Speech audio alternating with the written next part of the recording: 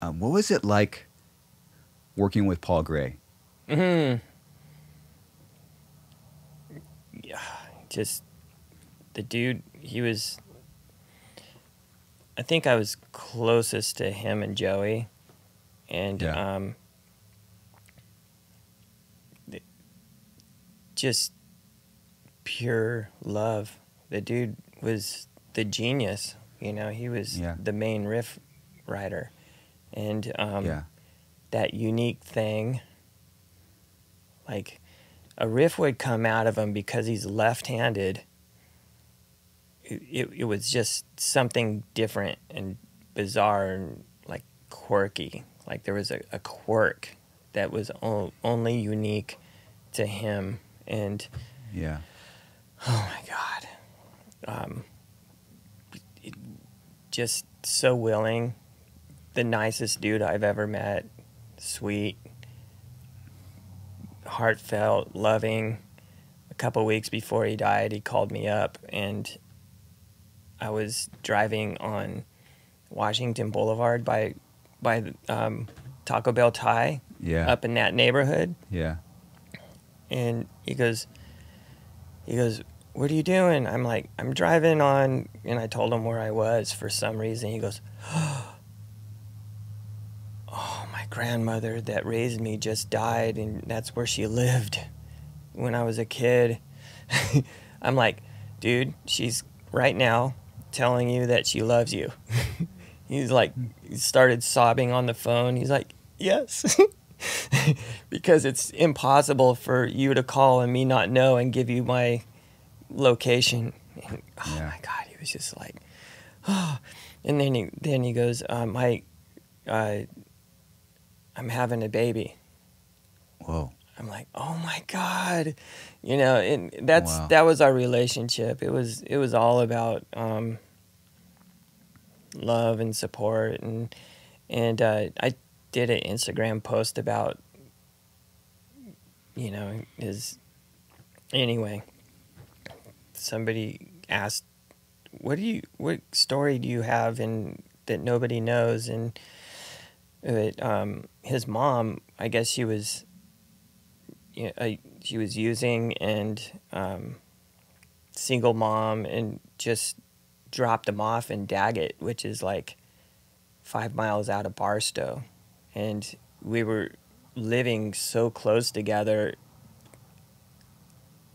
in the desert when I must have been in junior high or something, and he was like in elementary school, kid by himself, all alone in some like ratty desert house. I know right where it is. He showed he showed it to me. What?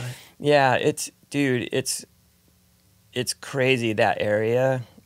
My family, we had like a bar out in this town called Yermo, and it was Yermo and Daggett were like the same people, Yeah. and it's all like hardcore, like hidden desert people, like welfare, and it's brutal out there and It hot, sounds brutal. hot, hot, hot. It's the heat. Like he was just a little kid, like hungry, some stranger, probably some dealer or something, and I'm just like, oh my God.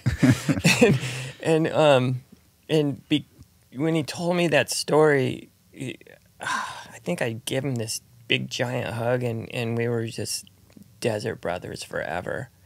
You Yeah. know, it's just like, God, I wish I would have known. I would have rescued you. Oh Wow. yeah, just so real and so sweet. And then right after the baby announcement, he Yeah. died. Yeah, it happened right after, huh? Mm, It was so sad, man. yeah. And it's that thing, you know, the filter, confusion, fame, stuff happening for you, seemingly for you. And it's just like all of a sudden, you know, I heard this thing. Like, if you look at your friends around you that you have right now, you're looking at your future. Yeah. And his future wasn't too pretty when they were on the road, you know. Yeah. They were rough people, and that's not who he was. Yeah. You know, it's just addiction it's something else. But if you were never born, did you ever die? You know, and his essence is real, and it's alive. You press play, it comes through, and he's completely there. Yeah. 100%, forever and ever and ever. Yeah. Yeah, and it's living, it's inspiring, it's loving, it's giving, it's creative, it's pulsing, it's got a heartbeat, it's beautiful, it's ugly, it's imperfect, it's perfect. Like all of it, Man. all of it, all of it, and it'll drop you to your fucking knees. Yeah. Yeah, we got it. We captured it all the way, you know? Yeah. Yeah. So, yeah. When they were at his funeral, I was like, they were done speaking and they started lowering his casket, and I started clapping and applause for how beautiful he was, and everybody started clapping too. I remember Clown turning around and looking at me like I was a fucking freak. Wow. Yeah, it's just beautiful. Wow. The boy was beautiful.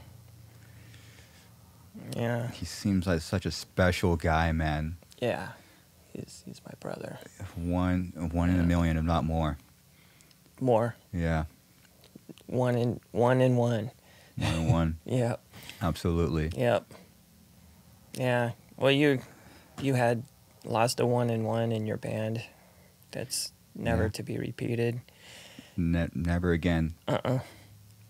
You know, and it sucks that you don't like realize that until like, you know, it's over.